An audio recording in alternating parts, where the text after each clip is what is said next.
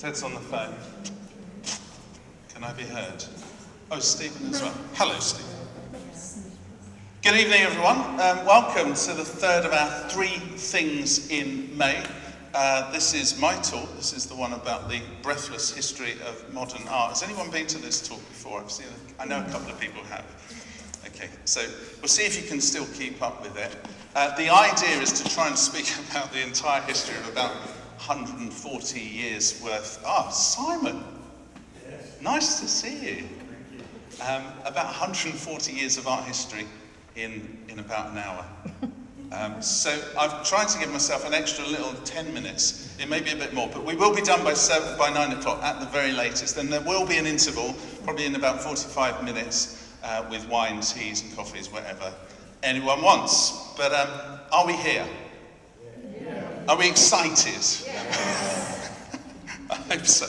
Right, I'm going to talk about modern art and the history of modern art and what was going on. And the reason there's so many screens is just because I wanted to show off, so that's the only reason.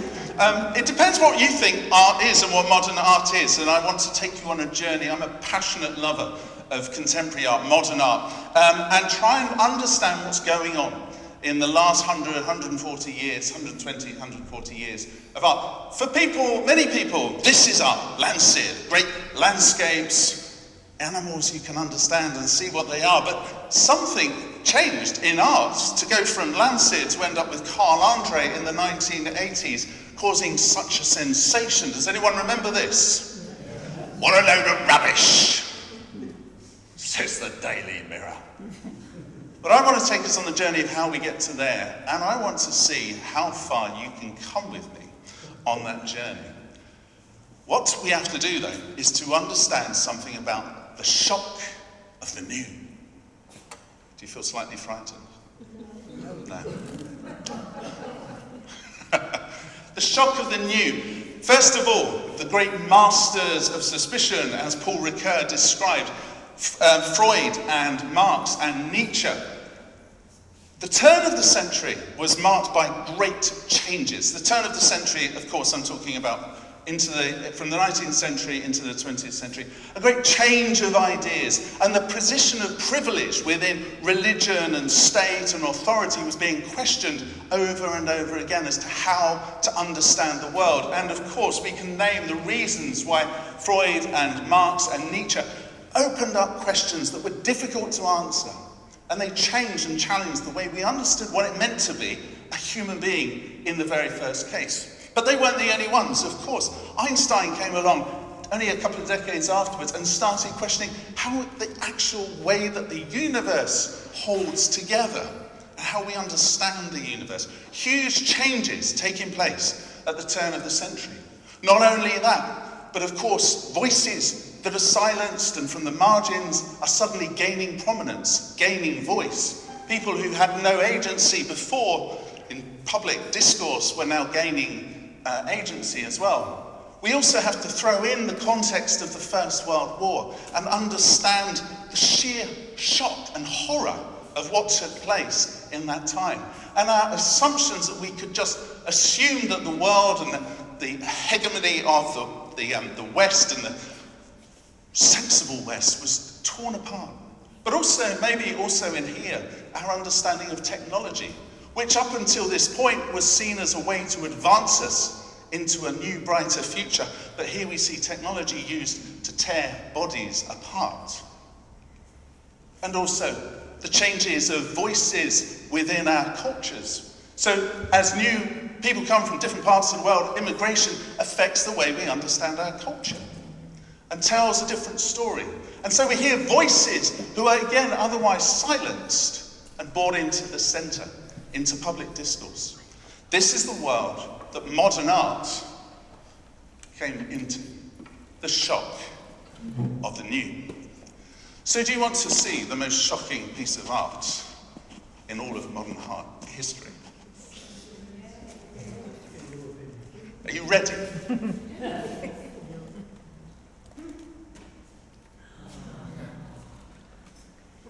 People familiar with this? Impression Sunrise, Claude Monet, 1872. Does it feel like it's shocking?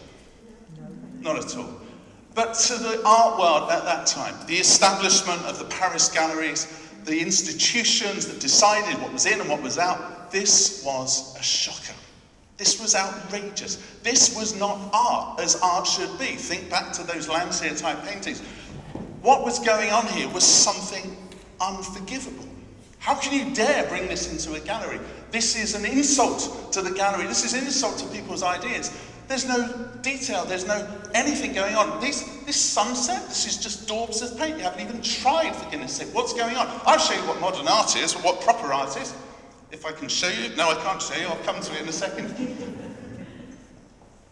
This was seen as an absolute shocker. But this is Impressionism, as we understand. There we are. Impressionism. Before the modern, I want to show you though, this is what people wanted. This is what people wanted. The Fair Taxophilites by Willem Powell Firth, a photograph of his 3 daughters, full of privilege, full of wealth, telling the story of quaintness. Of course, there have been all sorts of eras in history before this, but this is where we'd got up to. There have been the whole stories of religious art and also kind of imaginative mythic art as well. But this is where art got to. But instead, the Impressionists started coming along and trying to subvert the way we saw the world. What looks like an ordinary painting from Pierre-Auguste Renoir is actually quite shocking just simply in its content. Because this is everyday life. This isn't the Fair Taxophilites. This is everyday people sitting around having a drink, having a party, having a good time. So the subject matter itself has also changed. But again, the way this is painted is shockingly new. There is not the attention to detail that one would expect. Should this even belong in an art gallery? Renoir's La Grenouillère is also a painting which shows further this idea, this impressionism. Daubs of paint just all over the place. And the ideas and impressions of a day. A suggestion of what this day may feel like. Maybe a bit like today because you feel the heat of this day. You can see the bathers in the river over there. And this sense that there's no detail, but an impression is being conveyed. And of course, the Poppy Field by Claude Monet is a great masterpiece of impressionism. Again, a suggestion, a hint, an evocation of something that's like a dream for us. We all feel this within us, do we not? There's something within it. But it's not detailed, it's not specific, and it's not landed. But there's something going on here. But this was such a shocking piece of art at the time. Pissarro, again, draws us out into this idea, these rough daubs of paint over and over again. We're used to them now, but at the time, these would be so shocking. How can you paint like this? This isn't painting, this isn't art as we understand. You're just making it up. We have got used to this, but I want us to sort of go back and recognize the shock of this type of art. How undignified, how untutored it seemed to be. And of course we have someone like Degas who operated on the fringes of Impressionism, but in a different way, a different style of painting, because again it was his subjects that were the shock. Dance classes. These aren't set up portraits. These aren't nice, dignified images. These are dancers learning, practicing how to dance. And of course, the very shocking Edouard Manet. This Déjeuner sur l'herbe. This is a familiar one. We've seen this, have we not? A shocking painting in many respects. Of course, there's shocking nudity right in the center of it, but there has been lots of nudity in art history before this point. The shocking thing to notice about Manet's is that this person is looking directly at us. That hadn't happened. She's asking a question of us. How do you feel? What's going on? What are you looking at? What are you expecting to see? And so Manet slips something into the act of painting that has not been seen before. The subject is starting to ask a question. Manet's Olympia takes this logic even further. This painting, again, is very, very familiar, but Manet's Olympia, where's she looking? She's looking directly at us. There has always been, as I say, the history of nudes and nude women, usually, of course, in art. Botticelli's The Birth of Venus, but she's slightly distant, slightly ethereal, slightly away. And so it actually enables people to gaze upon her. Of course, no one ever would have done that. Far too dignified, but there is this permission that's given because she's not giving eye contact. And similarly as well, this idea of this Venus figure, Titian, again, she's looking, but with this sense of alluring invitation. We all know what's being said in this. We all know the invitation to the gaze. But Olympia is doing something different. She's asking a question of us. This woman who is probably working as a prostitute in a salon in Paris is looking directly at us, asking a question of us, making us feel uneasy in a format that's meant to be straightforward and rarely easy. The shock of the new. That's Impressionism. Where are we up to? Is it still art? Yeah, hands up if it's still art. Art that you might be able to handle on your wall. Let's go into post-impressionism then, because the Impressionists were opening up this new way of starting to think about what art might be and how art might work. But they, asking those questions, started inviting other artists into the fray, just thinking about, well, what actually is going on in art? What about the actual process of painting? What happens when you put paint onto a canvas? George Seurat asks similar questions about this, deciding to come up with this style called pointillism. Individual dots of primary colours. It's incredibly painstaking, incredibly clever. He understood about colour and decided to make these incredible paintings, vast paintings, using these dots of primary colours, knowing how the colours will work together and form and give us the colours that we understand, the reds, the greens, the blues, into this shape. There's something very ethereal going on here as well, but this examination of simply the act of putting paint on canvas was a shock of the new. Paul Gauguin took the use of paint on canvas even further and invited us into vivid worlds of impossible colours. A vision after the sermon, a man wrestling with an angel. We get brought into a story world in this painting, but it's a vivid, dreamlight. It's not a realistic painting in any way. It's strange, it's visionary in its complex. But it draws us into something of the religious experience as well. These people, we assume, after hearing a sermon, have been so enraptured that they see a vision. But Paul Gauguin's use of colour is astonishing and shocking. Cézanne's large bathers here, this is a series of works that he'd done over and over again, kept reworking this idea. But for Cézanne, he wanted to draw us into something that was also really important, something symbolic, something mythic, something that's not focused on the details of who these people are. This isn't portraiture. These figures become iconic. They become representative, maybe of the whole human race. And this something like an idyllic vision and this triangular shape that we're invited into may suggest something about a sense of cosmic order and completion as well.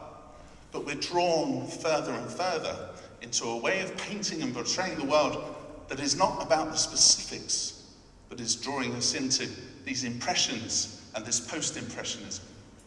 Of course, the greatest post-impressionist, I suspect we all know, is Van Gogh as well. The portrait of Dr. Gachet. Van Gogh has anyone seen Van Gogh in real life? I take it some have. Not the person, some of the paintings. His work is astonishing. He's absolutely fantastic. And an image will never get to the real experience of standing in front of Van Gogh when the colours just burst out at you. They're so alive, so vibrant. But Van Gogh takes this idea of this post-impressionism and takes it even further to start drawing something that's going on inside of him, his emotions, his emotional state, how he understands the world. As we are sure familiar, Van Gogh struggled in all sorts of ways with mental health. And this is told through his painting. So now painting is not just telling a story about the world and the people in it, but it's telling a story about the person who's painting in a really vivid way. The The church at Ars tells us something of this sense of deliberately wonky lines and wobbliness is an invitation to understand an uncertainty in the world. And again, we go back to the Impressionists with these paint daubs that are rough and yet so beautifully defined. Draw us into this vivid landscape. We see that the sky is full of tumult as well. There's movement, there's movement all the way through this. Something that is not peaceful, even though it could be a peaceful subject, is something that's actually quite restless going on. And of course, the Starry Night, probably his most famous painting, tells us what at one hand is a beautiful image of this starry, vivid night sky. It can feel peaceful, but is it really peaceful? It says so much about what's going on inside his head. This tumult, this idea, this fervour and ferment. And there's this really interesting correlation between the cypress tree here and the church's steeple. Van Gogh wrestled in a sense with faith. He was a man of great and deep faith, but he was so alienated by the religion of the world, the religions of the world, and the things that were said in its name. He found this tells something of these prayers that are offered waveringly to a God that is in somewhere in this ferment. But is that God listening? And of course, the self-portraits that Van Gogh draws us into tell us maybe more vividly than everything else is his incredible sense of inner life and inner turmoil. We are drawn into not only the painting of himself, but everything that is going on inside of him. We can feel the movement, we can feel the unrest and the dis-ease within him. And these are striking and stunning paintings. They look good on this one over here as well, don't they? Sorry, I've just done a little something silver and shiny. And of course, Munch's Scream takes that logic even further, portraying a world that is full of this vital scream, the whole universe, in a sense, screaming out with this kind of existential horror, the sense of an alienated person, alienated from other people on this walkway, maybe this pier, alienated from the world, alienated from themselves, this scream, but it's not just the person. It's like the whole world is screaming. And there's a resonance with this idea of this scream, this dis-ease, this shock of the new, but also because the world, as these artists are starting to show, was changing in ways that filled many with great sense of fear and uncertainty. Where are we with the post-impressionists? Still art? Good. Okay, let's try and push you further then.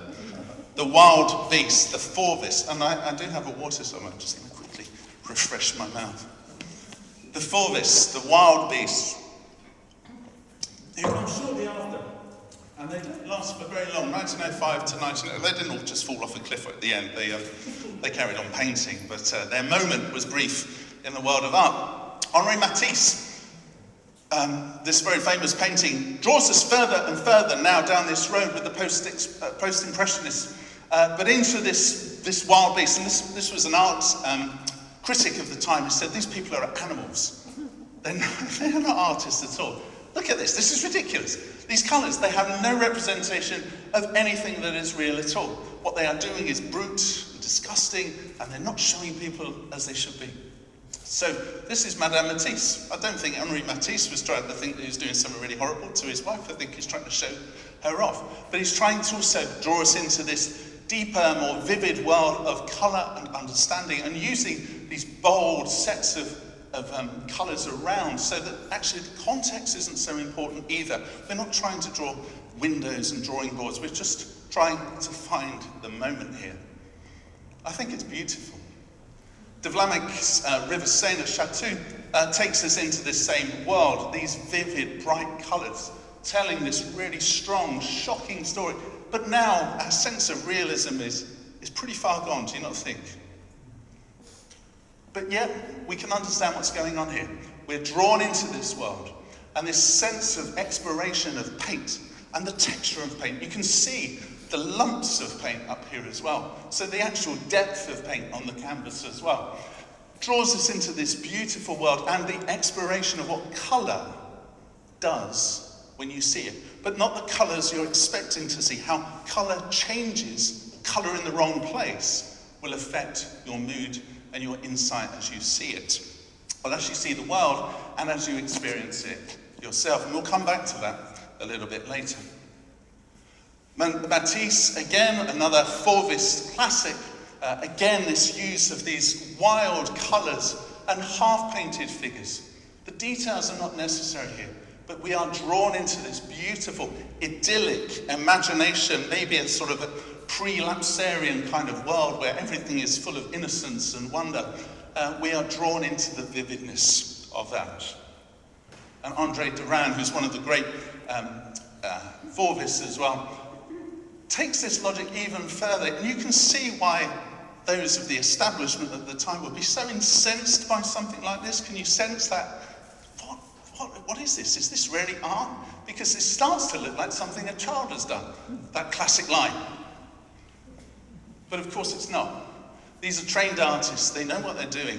And they're trying to draw us into a world of depth and understanding, but looking at the world differently, to see the world with new eyes. Charing Cross Bridge, London, 1906. Where are we with the Fauvists? My favourite. Did someone say favourite? Yeah, absolute top favourite all time. Wonderful. Right answer, Lois, thank you. So, from there, we go on, and I must just say, the timeline of contemporary art is not a single line. There are all sorts of things going on in all sorts of ways, but just so that we can actually do this in an hour and a half, I'm sort of trying to give you a sort of rough line through, but there are so many movements going on all around, and we will dance into some of those as well. Beyond the Fauvists come the Expressionists, who take the logic even further into expressing something about the world. And now the subject is not the subject itself. It's about the internal world, the internal dialogue of what's going on in art. So you will very easily have blue horses, this image of peace and spirituality for Franz Marc. Blue is this image of peace and tranquility. Red is a sense of fear and anxiety and war and terror. And these greens are something of spirituality and hope. This is worth noting the year that this came out. 1911. It's a familiar year to us, isn't it? So the start of the First World War and this sense of foreboding. Franz Marc, bless his soul, was killed in the First World War. Not very long after this, he was conscripted and was killed. But this sense of foreboding. So this expressionism is telling a whole story about the world, but it doesn't look like it. It looks like 4 horses, or 3 horses there. But actually, it's a story about the world. And the Expressionists wanted to go even further. They're drawing out something about their rage and anger at the world as well. Kirchner's work of the streets of Berlin speak of a sense of frenzy and anxiety. They're looking at privilege. They often are drawing on the like woodcuts prints as well. So there's a lot of woodcut printing in Expressionism, but also some of the painting is like this. These sharp, angular sense as well. This movement there, and this sense of misproportions going on here. Kirchner's Nollendorfenplatz also draws us into something of this vivid movement. So now the world is very much an expression of something that's going on. I don't know what you would feel of this, but there is some sense of, I don't know, for me, there's something of the busyness, there's something of the rage, there's something of unease and dissatisfaction in this as well. But I'm not here to tell you what that is. I'm here to sort of invite us into thinking about this. And Egon Schiele takes a different route as an expressionist, taking the usual format of portraiture and then asking the models to sit in awkward, ungainly, possibly in a sense sort of slightly uglifying ways that the body is not really meant to sit, and yet trying to work a compromise of beauty and ugliness and say something about the world, this ungainly pose, and yet also trying to draw something out of beauty in the world as well. And Haeckel's portrait of a man as a woodcut refers back to this idea, the desire to use woodcut as this harsher more vivid, angular way of telling the story of shape and form in the world. Again, of course, I know I'm speaking to someone who does a lot of printing in the space here, but these great spaces of colour draw us into this world. But the beauty of these lines, these angular cuts, are really quite astonishing.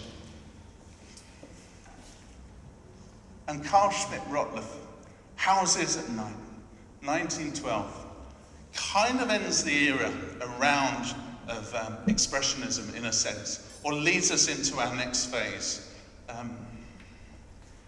We have these angular spaces. We've moved really from a sense of kind of pictorial realism into something that is far more abstract in a sense. We know what's going on here. We can see what's happening in this painting. But we also couldn't tell you where this is. Where are we with expressionism? We're still on it. Still in the world of art. So then, from the expressionists comes the cubists. Paul Cézanne, we've just done him, haven't we? Paul Cézanne is kind of one of the places where expressionism merges into cubism. And I want to show you what cubism is trying to do with the use of Paul Cézanne. One of the things we notice in his paintings are these very strong, bold lines around legs and around the body of this bather here. These lines are more vivid than they need to be. They're stronger, and there's something going on here. We can see it even clearer here in this still life, this bowl. But actually, what's going on? The bowl, this whole still life, doesn't really make sense in 3 dimensions. The table is leaning far too far forward. All the fruit would have fallen off. This fruit bowl here wouldn't have been held up. But what's maybe really important to notice is that the way that the lines work around the fruits, we're taken into these shadows that kind of go too far. Can you see what I'm saying? That there's darker lines around these, which suggest almost that the shadow has gone too far around it. Can you see that? And there's too much shadow here. This isn't just an ordinary shadow. It's like we're starting to see round the other side. We're starting to see round the other side of these fruits and these pears. It's almost like he's trying to take the fruit and say, what if we carried on painting it whilst moving around it? And I'll tell you why. Because Picasso, very shortly after, started trying to do the same thing. What do we do if we take buildings, or street life, or anything, or people, and paint them, and then imagine that we're moving around them, and carry on painting them? So actually, those ideas of 3-dimensionality, of form, as we're used to, suddenly start shifting. And actually, we have lines and shadows and shapes in places that it shouldn't be. It's going round and round the object, painting it almost over and over again. And maybe one of the most classic pieces of Cubist artwork is here, the girl with the mandolin, which does exactly this. Picasso is basically like taking a snapshot of this woman and then moving around and painting more shadows and moving around and painting more shadows. So actually what we end up with is something that is not trying to be pictorial at all. It's like a 4-dimensional movement through time and space of painting someone's figure. Does that make sense? Does it look real? In the sense of what I'm trying to say, this sort of journey of what's going on with Cubism. Then maybe that explains why it's called Cubism, this idea of actually trying to move around. And that's certainly where we started with Cézanne, this idea of how do we bring a 3-dimensionality onto the canvas so that we actually go through not only 3 dimensions, but 4 dimensions as well in terms of space and time. Picasso's mandolin player is met by George Braque's, George Braque takes this logic even further, and George Braque is one of the greatest cubists, I think, who turns figures now into totally abstract, fragmented lines and shapes and forms. You can't see a figure here at all, and yet they're doing something very, very similar. But now we are drawn into this world of splintered selves, and that's an interesting thing to note. And of course, Demoiselles d'Avignon. I said that Impression Sunrise was one of those shocking pieces of artwork, but there was more shocks to come. And at the time, this was considered an utterly, utterly shocking piece of art. This should not have been allowed in a gallery, so many people would have said. This was a shocking piece of art. First of all, the subject matter. These are prostitutes working in a brothel. But they're also, obviously, the angular shape of their bodies, the brazen look out towards those who are observing, but also this really strange thing that's going on all of a sudden. Pablo, what on earth are you doing? This use of African mask imagery. Picasso was really into African art, into masks, and started trying to incorporate images like that as well. And so we can start seeing where these ideas of eyes in the wrong places, because there's meant to be movement here. There's meant to be change. And there's also meant to be a sense of challenge and dis-ease and disquiet within this art. I think this is a fantastic piece of art. Picasso himself is a slightly problematic man, to put it mildly, but he's a fantastic artist. And I'm really inspired by a lot of what he does. His work with lines are quite astonishing. You can see this. He didn't stay as a cubist. He carried on being Picasso, but doing it in all sorts of different ways. But his sense of line and simplicity of line as he developed his art is really quite astonishing. He would just do it, and there's films of him painting with light. I don't know if anyone's ever seen that, painting with light. And he just has this thing with creating a line and a curve that is absolutely astonishing. You think, if only I could just do a curve like him. He just creates incredible things there. So Picasso carries on in this vein, really all through his life, working with this stuff. But again, Picasso lands us back in the real world as well, with the Guernica painting. Has anyone ever seen Guernica? A huge, vast painting, and incredibly arresting. Guernica, the town that's bombed in the Spanish Civil War by the fascists. And Picasso was so horrified by this, he decided to paint this. And I think in a sense, this is where Picasso makes most sense. It's really deep, it's really visceral, it grabs us by the gut. Here is this light bulb, but of course it's not a light bulb, it's a bomb that's being dropped on the Spanish town. And here, of course, you can see very easily the faces of those who are crying out to the heavens in pain and agony. Not just people, but animals, creatures, horses, cattle, everyone crying out under the destruction of this. This is a deliberately black and white painting to tell us something deeply somber about it, and to stand before it is really quite an amazing experience. There is no way to not be moved by this painting. And so Cubism draws us into a way of explaining the world that is deeply, deeply visceral and powerful. Do we like Cubism? I've got to watch time here as well. I'm going to take us very quickly back into Russia and into East Germany, supremacism, constructivism, and still, and the Bauhaus as well. Because, of course, you know you want this, don't you? Okay, yes. So, look, there's my little... Ta-da! In another part of the world, at similar times, there's thoughts and questions about how do we portray shape, form, and space became really pressing, but in a different way, and often in a very architectural and design-led way. So Theo von Dersberg started this in his own design school. How do we break people's bodies down into kind of constituent forms of movement and of shape? So this is about movement. This is how do we describe a body in movement using the most minimal shapes we can possibly do? And this carried on with other constructivists. They were about the construction of the world. Although I've now got one that says suprematist, I won't tell you the difference between that because it's just not worth it, and I can't make sense of it myself. But Malevich is also into how do we portray the world in its most simple forms? How do we portray the world through simply squares, shapes, movement, angles? And how do we portray a sense of movement that's taking place within this? I think this is an astonishing piece of work. These artworks are incredible. Of course, everyone knows Mondrian.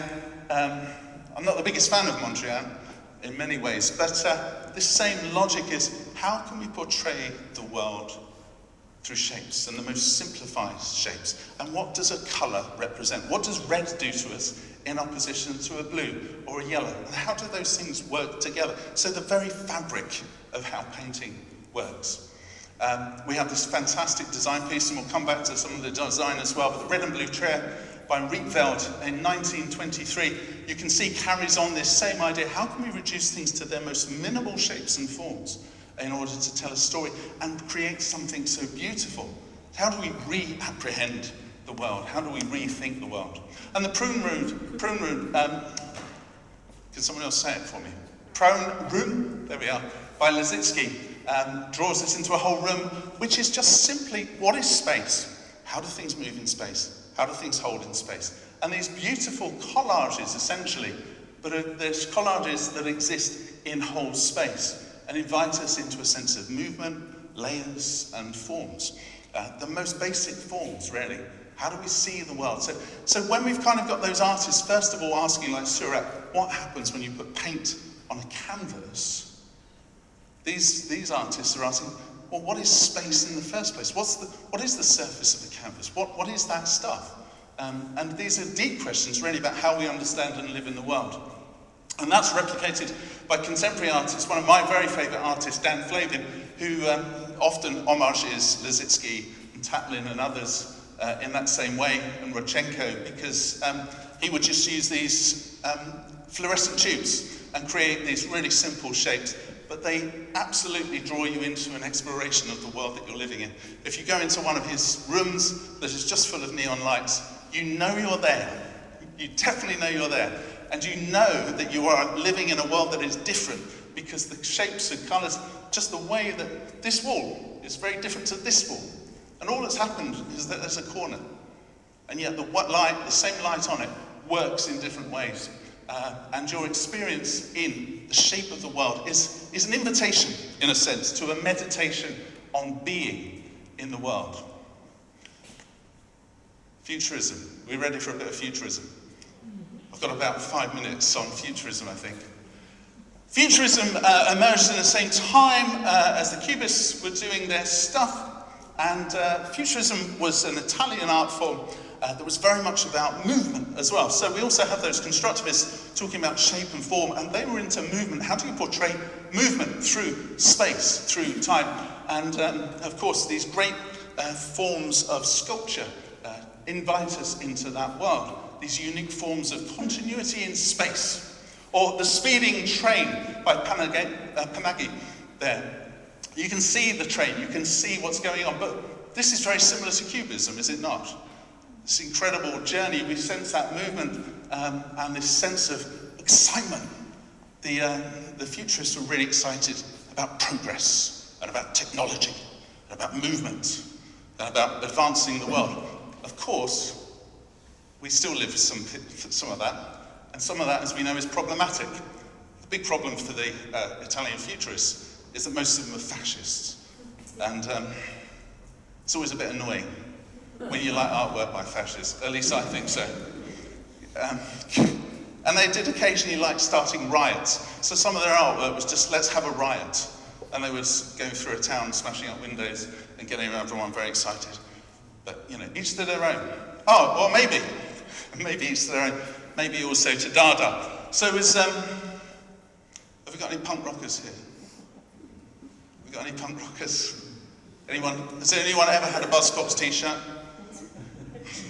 Has anyone ever been to a Sex Pistols gig? Wow, that's very rare actually to have anyone go to a Sex Pistols. So what Sex Pistols were to Fleetwood Mac and to Pink Floyd and to the others, total disruptors and upsetters of the world as we understood it. I need to tell you about Dada. So Dada comes along in this playful, ridiculing way to infiltrate the art world and turn it on its head. Dada makes no sense. Even the word Dada could sound like a father figure. It also could just sound like going blah, blah, blah, blah, blah, like a child would say. They were deliberate subversives. We don't have too much Dada artwork to see because there isn't much. Most of the time they created performances. They would tell outrageous poetry. They would just make poetry out of noises. They occasionally like starting a riot as well, but they weren't fascists. So there were different sorts of riots. And they liked turning the art world on its head, or fountains, urinals on their head. And this urinal, has anyone seen this before? Yeah. Some of my sermons have included this from time to time. I was reminded the other day.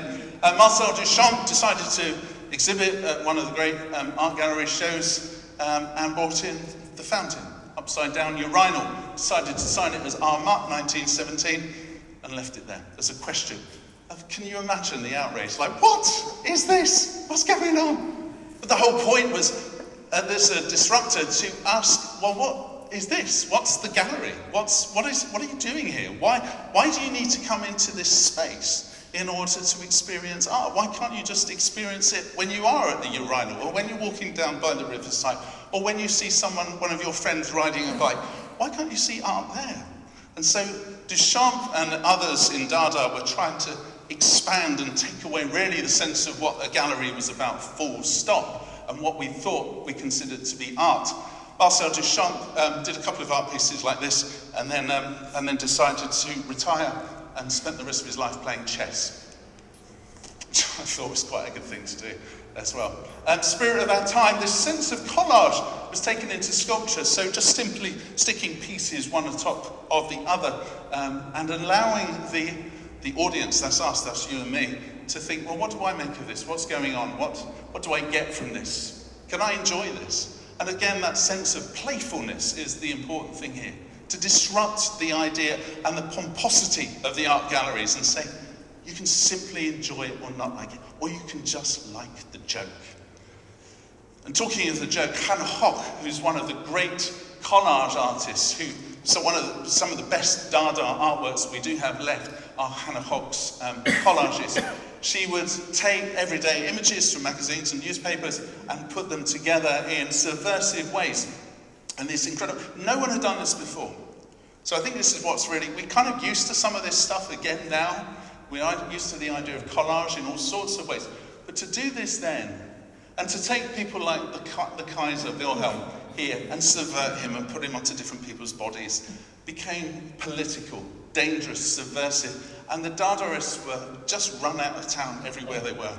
They were seen as real troublemakers, but actually their influence is so deeply with us still. They were the punks of their day, and their influence is still felt today in the art world.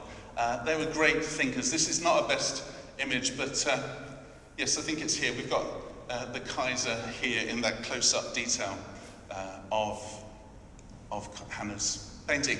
And Dada themselves subverted themselves.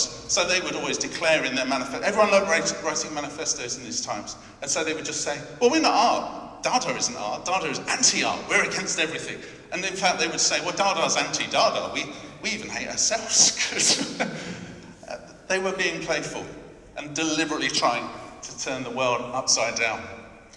We're coming towards the end of this first half, and a jump into surrealism, which kind of also corresponds a little bit with Dada, and also with that expressionism. But surrealism, as I'm sure you know, as Magritte says here, evoking the mystery without which the world would not exist.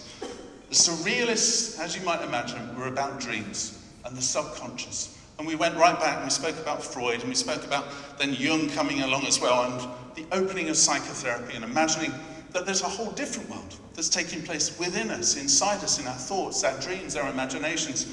And the surrealists wanted to paint these, drawing people into these stories, and dreamlike stories, dreamlike states. Magritte's lovers, what does it mean? What's going on? Where do we feel that sense of desire and interaction, and yet something which holds us back as well? There's something really astonishing in this. This is not a pipe, declares René Magritte as well, in a slightly Dada-esque, playful way, because, well, is it a pipe? Is it a painting of a pipe?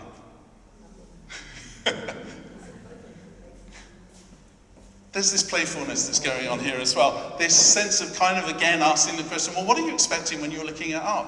Is this a pipe? Is this not a pipe? That's why Dali turned lobsters into telephones and things like that.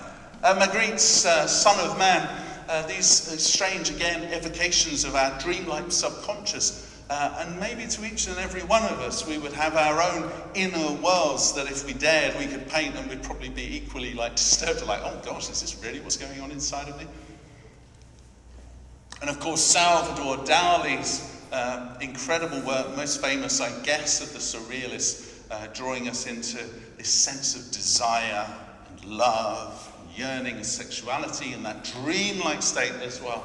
And these vast open landscapes, which are so suggestive, and I think that's what really works for Dali, these open landscapes that kind of speak of that expansiveness and that quiet that we feel when we are dreaming. And yet, the most bizarre things are taking place. The persistence of memory is maybe one of his most famous pieces, and it's used in which film by Hitchcock? Spellbound? Is it Spellbound? It's one of them. I can't remember what it is right now. But it used again this imagery of the melting clocks is used by Hitchcock in a movie. I love this, the temptation of St. Anthony as well. This and temptation in a very sexual sense for St. Anthony. Bless his cotton socks. But I love this imagery, these elephantine figures with these incredibly long, spider-like, spindly legs. We are in the realm of dreams, the realm of the subconscious.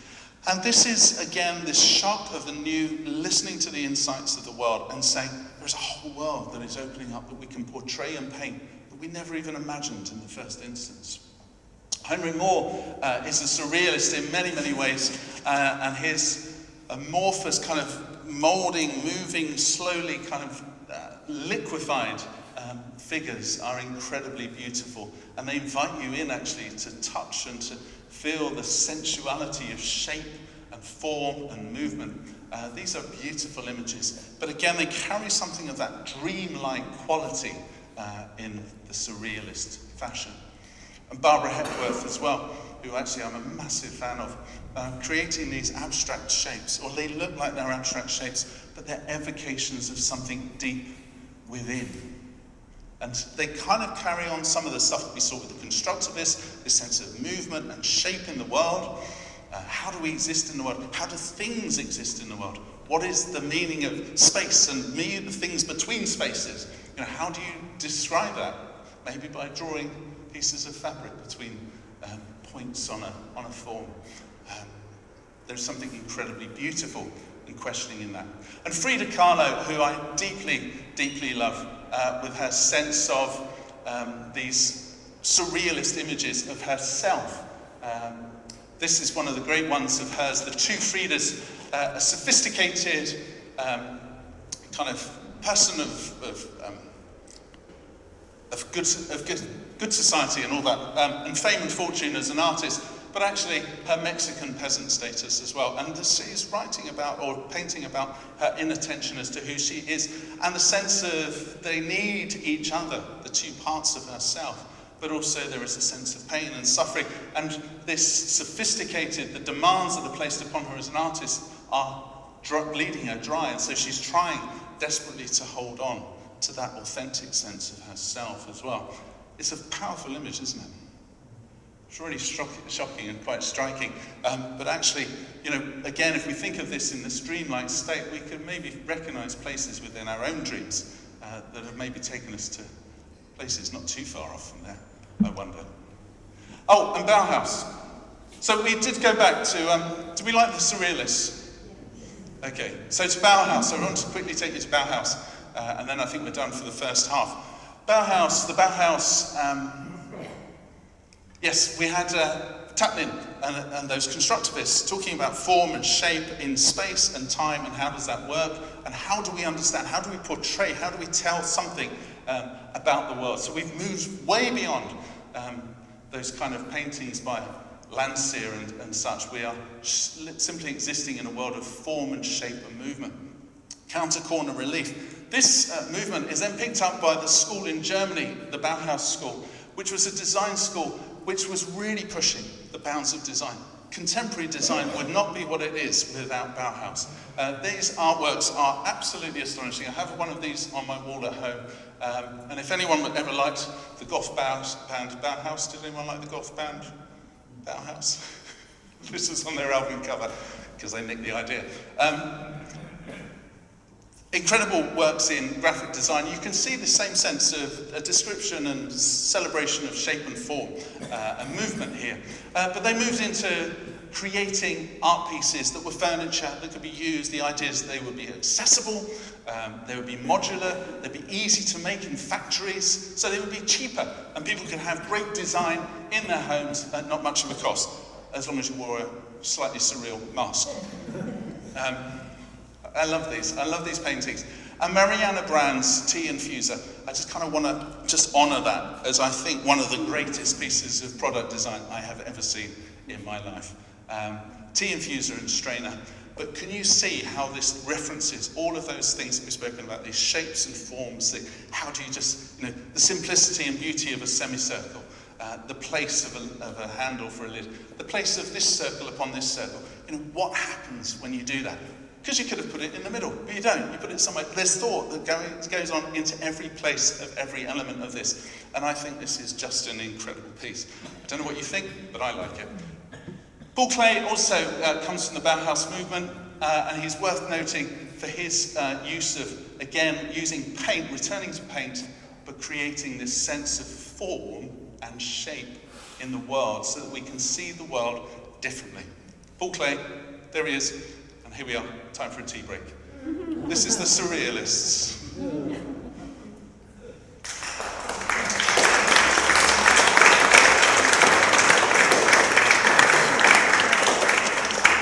Bless you. How are we doing?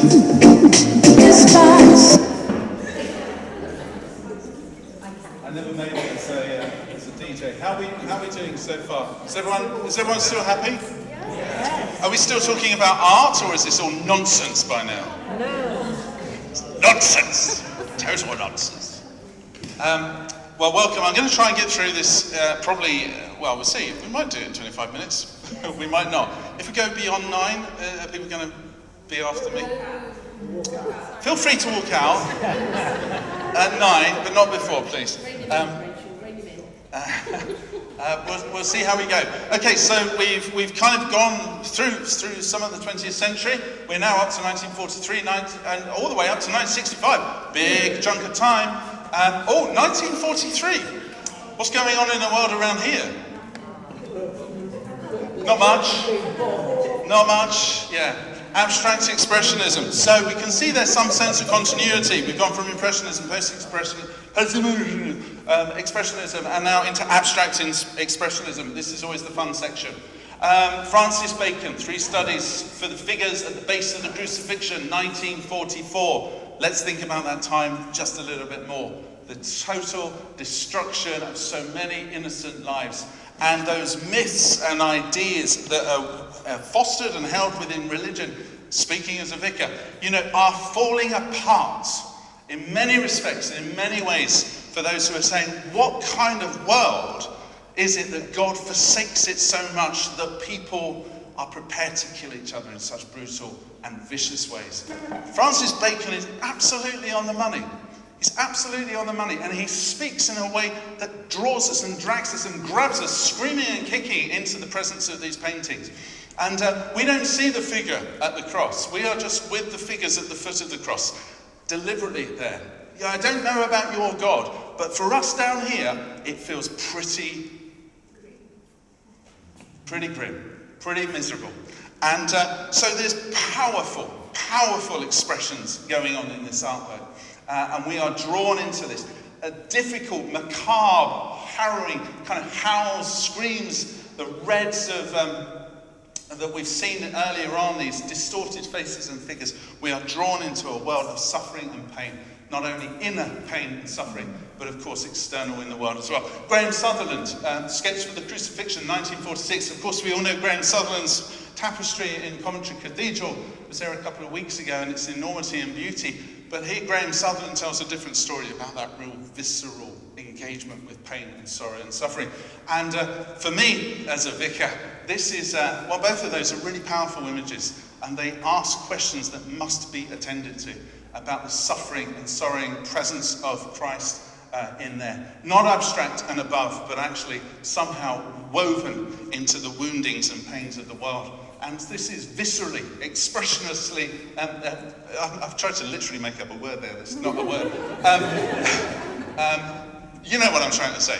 Drawing us into the real drama of this image. The abstract expression is carried on, so we have those figurative works, and then we have Jackson Pollock's happenings, fueled by tremendous amounts of alcohol, heroic amounts of alcohol, dare I say. Jackson Pollock did these abstract happenings, as I say, sprinkling paint, throwing paint across canvases, vast, large canvases. I'm sure we've seen some of these before. Did series and series of these, and drew this sense that the artist was so deeply involved in the art as well. I mean, it was of him, it was so totally him, and his world and his own internal pains and horrors and his struggle, as I'm saying, with alcoholism as well, are all woven into these canvases. We are drawn into it, and yet what comes out is something, once you kind of get through the haze of it all, something incredibly beautiful.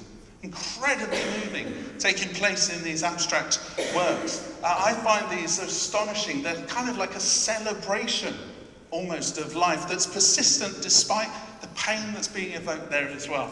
There's something beautiful that is going on here, something redemptive. Franz Klein's Chief, this great classic of abstract expressionism.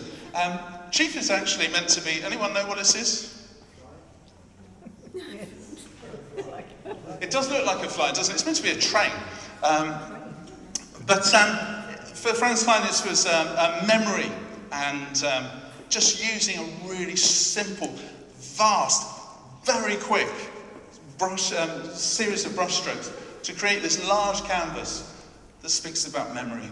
And but we are in a very different world, very, very different world of art now. And I find these are astonishing pieces. But they are trying to do something. They are not trying to tell us what that thing looks like. They are entering into this very deep inner world. And we've had that all the way, really, from the beginning. Those who are trying to evoke sense of feeling. We've got Van Gogh, we've got Munch, who are speaking about that inner life and projecting it out onto canvases. And these works that continue here in even more deeper ways. Mark Rothko as well, I'm sure you're familiar with Mark Rothko. Those series of paintings, I said we'd speak about colour. Mark Rothko and others, contemporaries of his, developed what was known as colour field theory. And the simple question is, what happens when you're confronted by a vast canvas of a colour? What feeling is evoked? What happens? And when you then stick a juxtaposing colour, or a different colour, or a colour that complements in some way or shape, what happens? What happens within you? Not that you think about, but what do you feel in the presence of these colours? So this colour-filled painting became vast. The point of colour-filled theory was that they were vast, vast paintings, huge paintings. And if anyone, I'm sure people have spent time in front of some, show of hands? Yeah. They're deeply powerful. They kind of contain this spirituality. It's a slightly amorphous spirituality. And there's all sorts of questions to ask about what that spirituality is. But actually, in a world where we have so few places to practice spirituality, I love the idea that people, if you still go to galleries today, people will just sit in silence in the presence of Mark Rothko's works. They are meditation pieces. And no one's telling you, meditate here. It's just, people do. There is something powerful that takes place in the presence of these paintings. And we do lose that language. Helen Frankenthaler, her Savage Breeze is a continuation of this colour-field theory as well.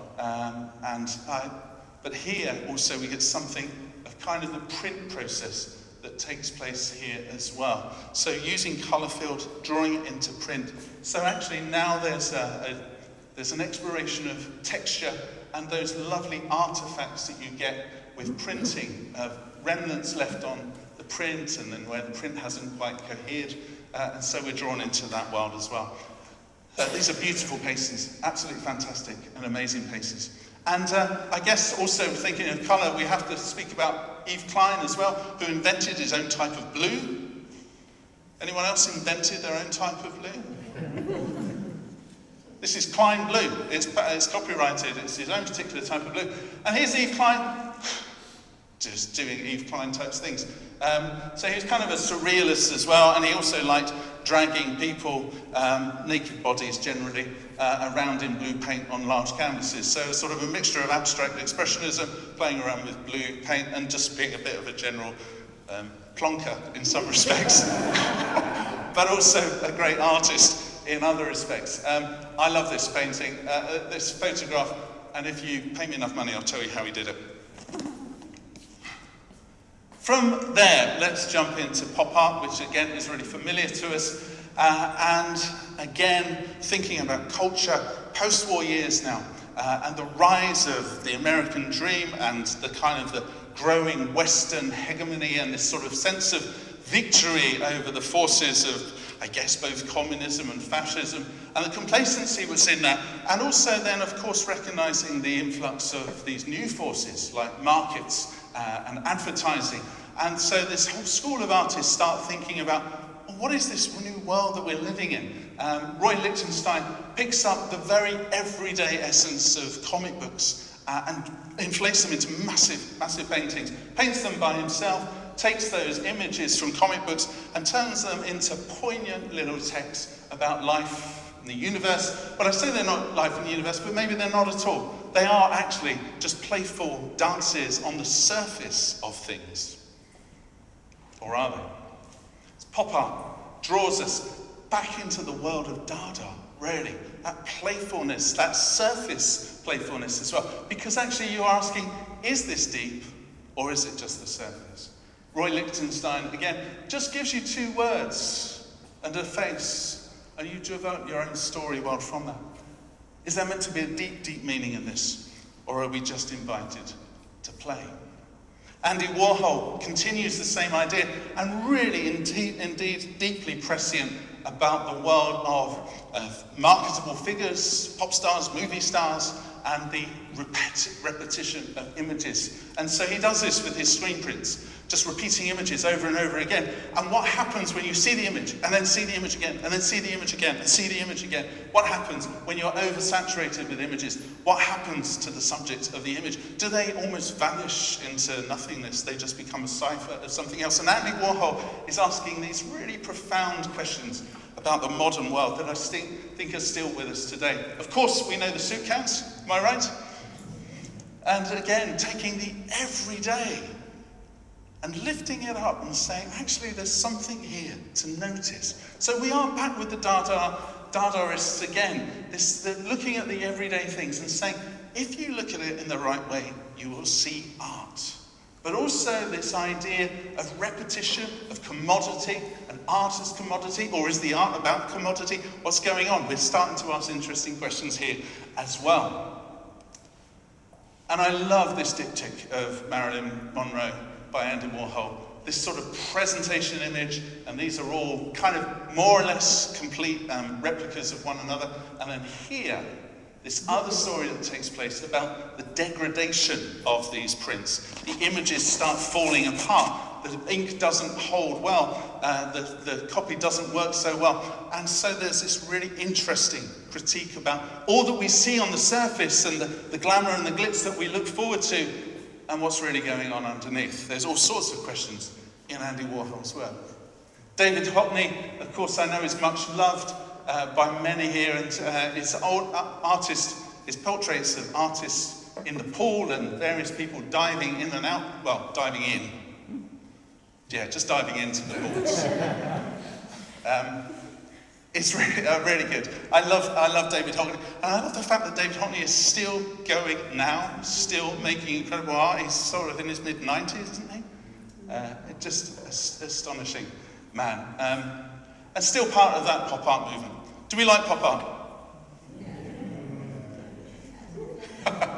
That's wrong.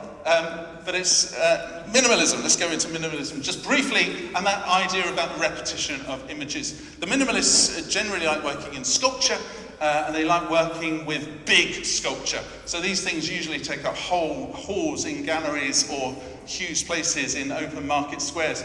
But simple, repeated sculptures that will just draw us into, again, all the way back with those constructivists in Russia, all the way back in the early 1900s, thinking about shape and form and what happens. How do we simply behold the world that we live in?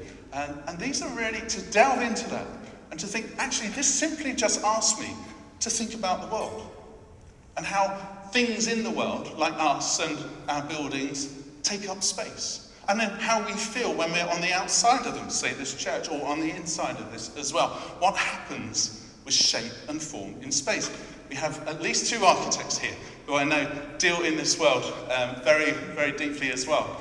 And of course, so that takes us to Carl Andre, who when he puts out bricks is drawing together a whole bunch of these ideas all in one place and says, well, yeah, okay, here's a brick. It's rudimentary, it's everyday, it's banal, it's nothing.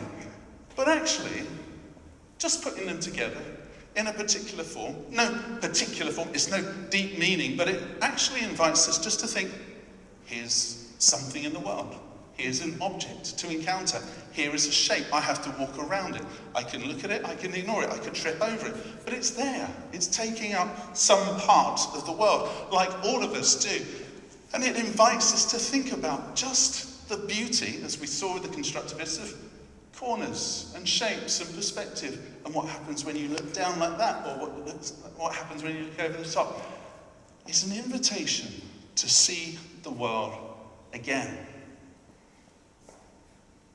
But is it art? I won't ask the answer to that one. From Expressionism, of course, where do you go? You have to go towards Neo-Expressionism. And we're coming slowly into land now, but I want to draw some more recent contemporary forms of art where we have to remember, because a lot of art history seems to be dominated by names, and I sort of try and waver between some of the big names and then some of the lesser known names like Hannah Hoch as well. I bring some of the women into the stories, and there's more to say here, and there will be more to be said.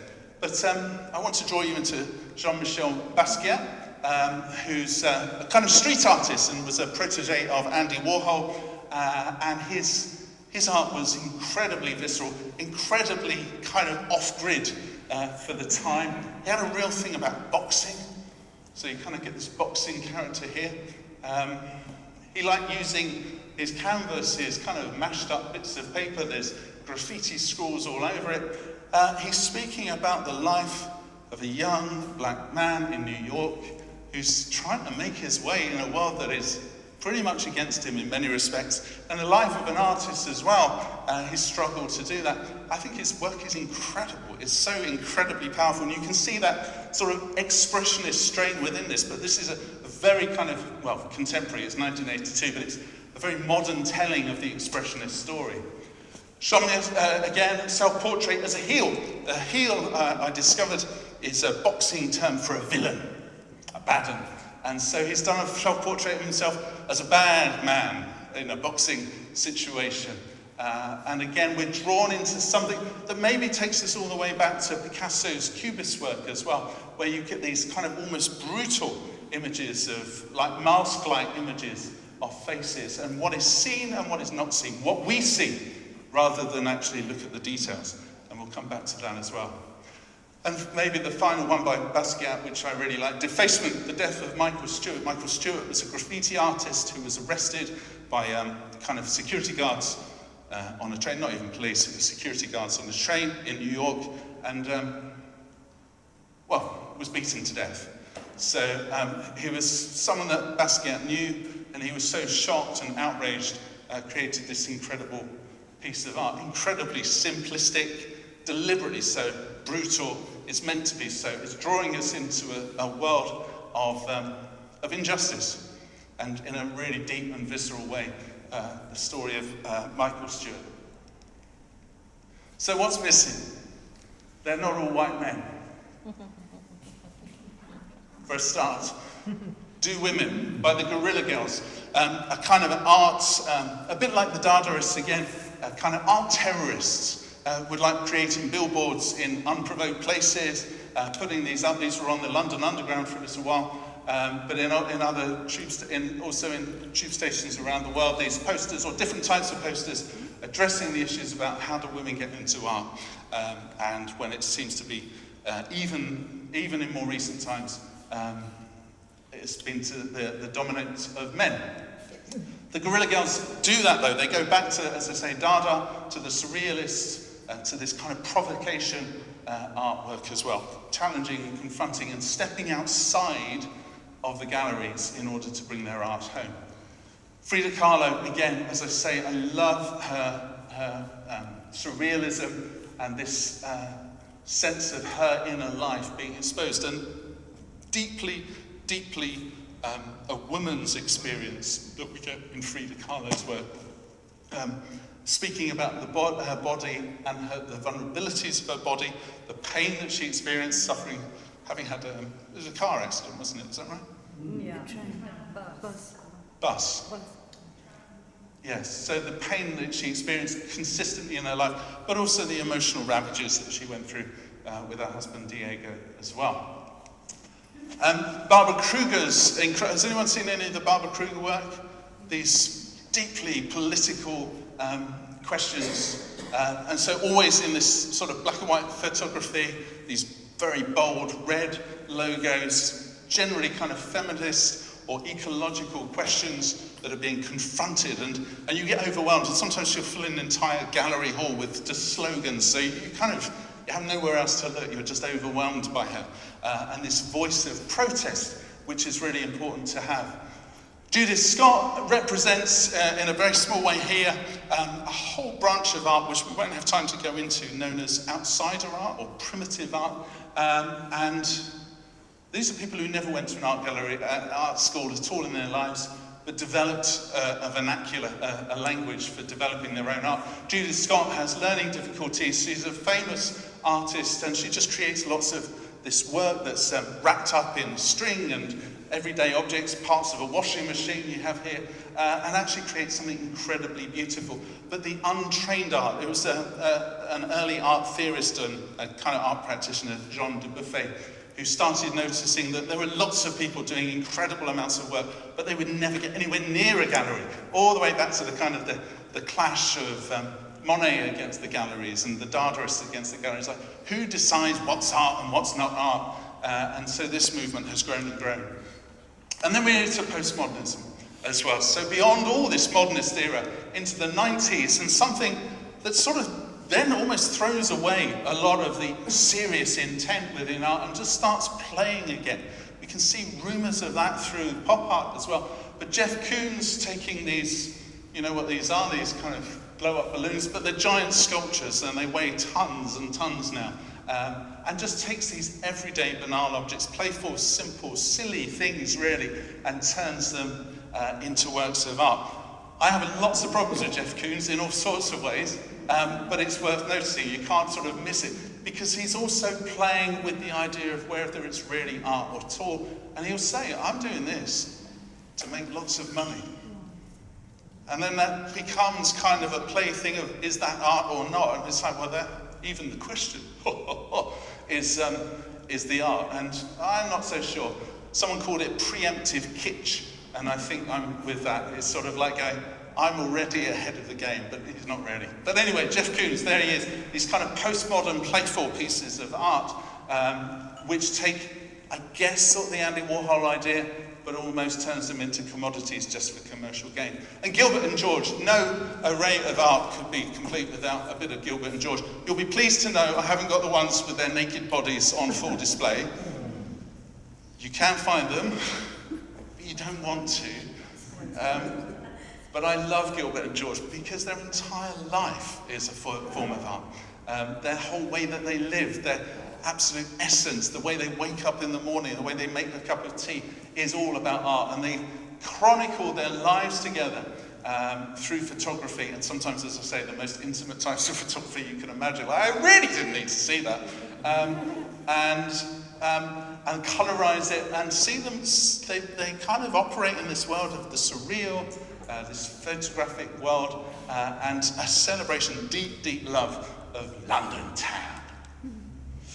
And then into the 90s as well, we have the young British artists. Of course, we know Damien Hirst's Physical Impossibility of Death in the Mind of Someone Living. Did anyone get to see it? Fantastic show, isn't it? Well, I think so. And this is something else to behold. It's a terrible photograph. I do apologise for that, but it really is quite something, and it often comes back to me, usually in my most pressing moments in my life. It's a great title, The Physical Impossibility of Death in the Mind of Someone Living.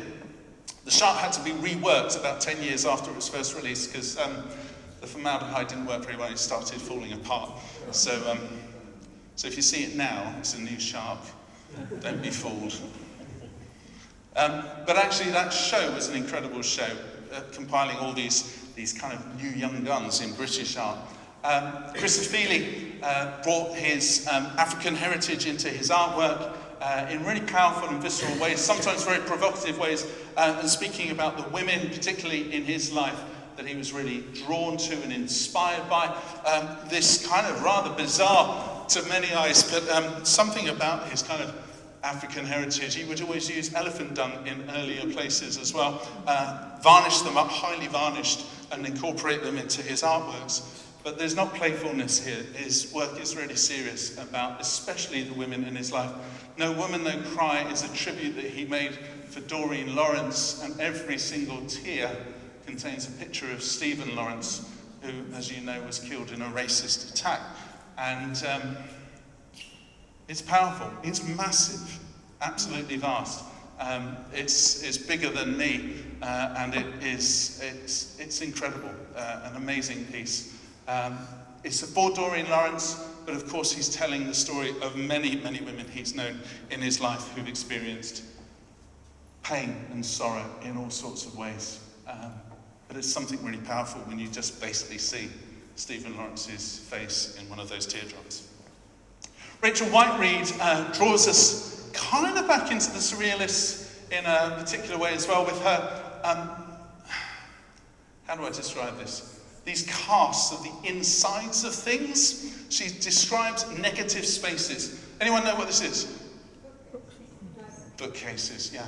So these are bookcases in a library, and she would create casts of the shelves. So these are where the books would be, and these are where the shelves are, and what you have is a space that's left. And I'm drawn to that. For those who know me even a little bit know that I like waffling on about absence and presence.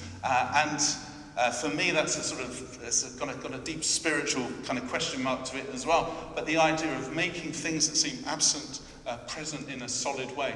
And I love this image of ghost. It's a house, it's a living room in a house. And she did the cast of the entire interior. And I think we are drawn into something about the solidity of memory and history that has been held in this space. It's incredible, actually, when you stop, and I saw this at the Whitechapel, and here's the fire grate and everything that's in there. And we start thinking about our own lives and the solidity, the density of our memories, our histories, all that has happened in the spaces in which we live. And Ghost is such a brilliant, brilliant title for this piece. And I want to kind of come in almost to that with Tracy Emin, who I absolutely adore as an artist. Tracy Emin is deeply autobiographical in her work. She always tells stories about herself, and this was in that White Cube show in the very first instance, the Sensation show, All the People I've Ever Slept With, which included children that she'd lost in the womb, and people that she slept with, friends, all sorts of people in her life. And you're allowed to sit in there and just kind of feel something of Tracy's story. But that's early Tracy, and that's this lovely autobiographical thing, but she carries on. Of course, we all love the bed, don't we? No. Beds are really intimate. For all of us, lots of things happen in bed. And so Tracy Emin is always trying to be autobiographical, telling an unexpurgated, uncleaned up version of her life. This is my life, this is who I am, and this is the subject of her artwork. So everything, all the kind of the mess and chaos of her life, she now says that her bed would be a lot tidier. I saw an interview with her recently. She said it would be a lot tidier, and if she had a chance, she would go back and tidy this bed. But this existed at the time, and that's kind of the point of it. So there's her bed, her autobiographical story. Her story carries on, and for those who may know or may not know, she was diagnosed with bladder cancer at the sort of turn of the millennium, and she had vast, extensive surgery, huge parts of her body were removed. And she carries on in usual Tracy Emin style, being incredibly open and straightforward about that, talking about the sense of horror and pain. And so there's huge amounts of these drawings of her, usually again, on a bed, experiencing life, experiencing terror, experiencing fear, occasional moments of hope. Often there's someone with her, some presence, maybe it's a friend, maybe it's just a sense of memory. She never really gives too much away, but there is something very powerful in here. And often in these recent paintings, there is a huge amount of blood, because she's really at the edge of her life, and she spent a long time thinking she may be living or dying. You can't see it on this. I never asked to fall in love. You made me feel like this. I never asked to fall in love. You made me feel like this. And her work is great because she draws us into this world of evoking emotions that maybe we've all felt at certain points, but we don't know the context, we don't know what's going on, but we just know that she was saying these things about her. And what was that previous one called? That's also got a great name. There was a moment. There was a moment. What was the moment? What was the moment? So we're drawn into an autobiographical world, but there's still a sense of mystery. And this place, again, of beds being a place of fear, of comfort, of anxiety, and of loss, become more visceral and powerful. Tracy Emin, I think she's amazing. So contemporary British art, we sort of end where we expect to end, with Banksy's provocations, again going back, I suppose, to the Dadaists and taking art out onto the streets in a graffiti form, politicized, of course, telling us incredible stories about the world and inviting us in to think about the world, and often using these great images of juxtapositions to question the world that we're living in now. I think, thank God for Banksy. He does it in a really simple way, really playful way, really subversive, and inspires something of hope, but also with this real sense of rage against injustice. And this is just from last year, when the High Court decided to criminalise support for Palestine action. And so, that was quickly brushed over. But that's the point of art, I think. And also this now in Waterloo Place, which has just turned up in the last couple of weeks, hasn't it?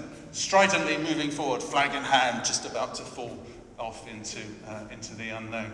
A great playful satire on the kind of world that we're living in now. Have you got about 3 or 4 minutes more? You sure? Shall we all breathe? Okay. Art and spirituality. They're always telling a story. And I will just do a little bit of this. Don't worry, it's not the boring bit of it. Well, I hope it's not anyway. But I just want to draw you back to this. Caspar David Friedrich, the wanderer over the mists of, standing above the mists on the mountainside. Made in 1880. This is Romanticism. So one of these really early pieces of artwork that we were talking about, kind of where modern art moved from. Romanticism, and people like the Romantic poets as well, saw nature and spirituality as woven together, and we love that. We love all that ideas. Nature and spirituality is great. It kind of connects us to the earth in all sorts of ways. Or does it? Because there's a story behind this painting. We love the idea of nature as long as we're on top of it. As long as we're above it, as long as we're not held by the mists, we're able to look over it with some sort of maybe divine, godlike view of, yes, nature. I'm looking over nature. And so we love the idea of this, but this picture is telling a particular story.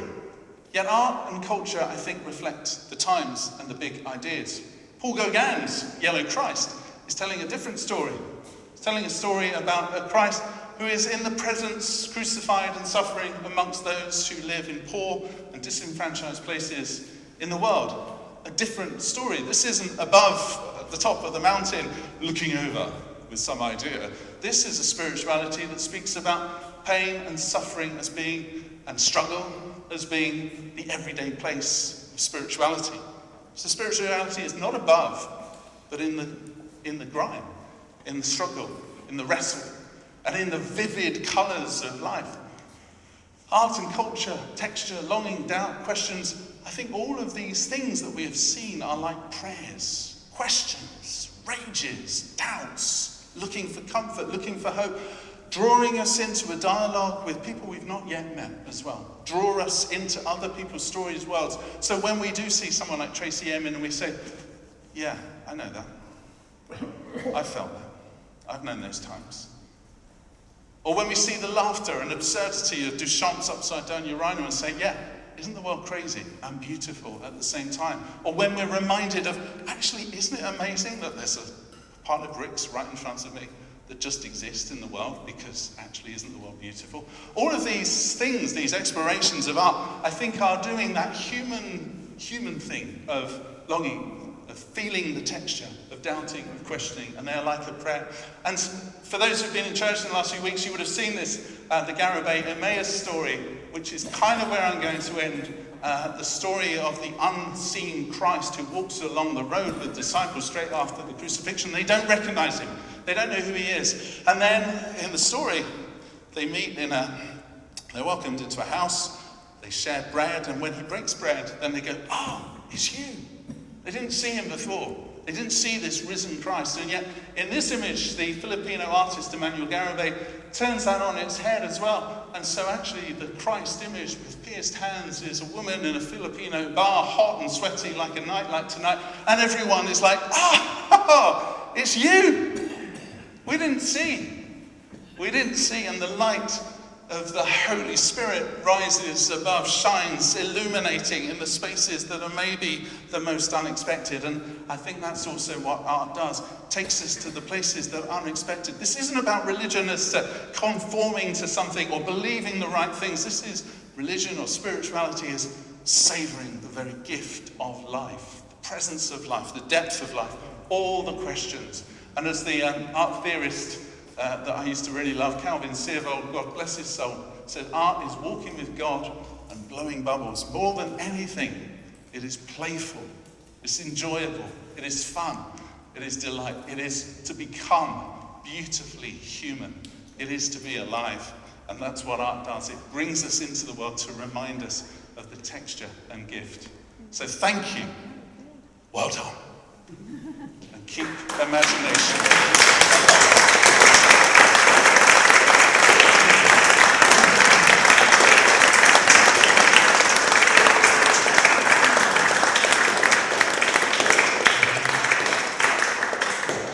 Thank you. Everyone is released to go home, but if anyone has anything they want to say for the next 10 minutes, they can. But please also, if you want to go home because you've had enough, then go home. I don't mind. But yes, does anyone have anything burning they want to say? Lois. You asked the question several times, is this art? You kept asking us, do we like it? A lot of us reacted, we may have been to Tracy Emin's recent retrospective at the Tate Modern. And as I listen to you, I think what I struggle with is the art I would have in my home, which I wouldn't have any of those Tracy Emin pieces in my home, or the bricks. But I go to art exhibitions, I love them, they're fantastic talking points. They make a wonderful day out to talk with friends, to talk about society, to talk about all the things you've been talking about. And I don't bother any longer whether I think it's art or I like it. We saw the film Caravaggio was on. It was only one showing, some difficult time of the day because it wasn't that popular. And but my reaction to a lot of his paintings is the same as with Tracy Emin, because towards the end of his life, he was very frightened of having his head chopped off, so he became obsessed with paintings with the blood spurting out of the neck where the head was chopped off. But because of the skill, the amazing brushstrokes, etc., which I could also see in Tracy's work, the pen and ink, but by the 20th one, it was so angst-ridden, and maybe that is a tribute to it, that it's very powerful art. because I only needed to see one to be so profoundly affected I had to sit down and go somewhere else and have a cup of tea. But, you know, I don't think we can say any longer what is art. No, and I'm being facetious, to be fair. Well, you're not, Or playful. because you hear it all the time. No, but and that's I think we need an answer. I think we need an answer for people, particularly people who haven't got a brain like yours. I mean, you only have to look at a pile of bricks and you can read something, and you can take that Rachel White read. Yeah. Well, I understand the technical skill of her, but I never read all that absence-present stuff into it. Yeah. No, you're right. Okay, yeah. I was playing around with the good points, thank you. Margaret? This is not a serious question. Good. But do you think that Mark Rothko gave Michael Portillo the inspiration for his clothing? That's next week's lecture. Gary, if you were doing this talk, a future you was doing this talk reviewing the next 100 years, how confident would you be that none of the movements will be influenced by AI? Oh, Christ. Because I'm very aware that you've just, if this is being recorded, your thoughts are being consumed by chatbots right now, once it's out, and you've contributed quite a bit. Thank you. Chris, scrap it all. No, thank you. It's a massive question, isn't it? AI, and I know a number of graphic designers. One of them is my brother, and finding it really hard now to work. Spent 30 years working as a graphic designer, working for companies. Say, don't worry, we've got it now covered. We just did it on AI, and I'm hoping that in the end people will realise that there is a craft to design and to art that will never be replicated, because it's only, we know all the arguments, but no, there's going to be a very big question, kind of its own art form, as about what we do with AI and how we realise that we need to retain our humanity. I probably sound a bit anti, but I probably am. Anyone else? I'd like to say that you have changed my mind about something. Oh. I won't say what it is, but mixed with my ideas, I love this church, particularly at the moment because it's nearly dark. And what could become, during the service, instead of incense, images of Rothko and all the other people you showed us today. Nice. I would like to see that. Okay. Yeah. Yes. We did that 30 years ago. But yes, but I don't mean that in a facetious way. We used to. Yeah. I was 2 weeks back. Well, anyone else, or should we go home? Let's go home.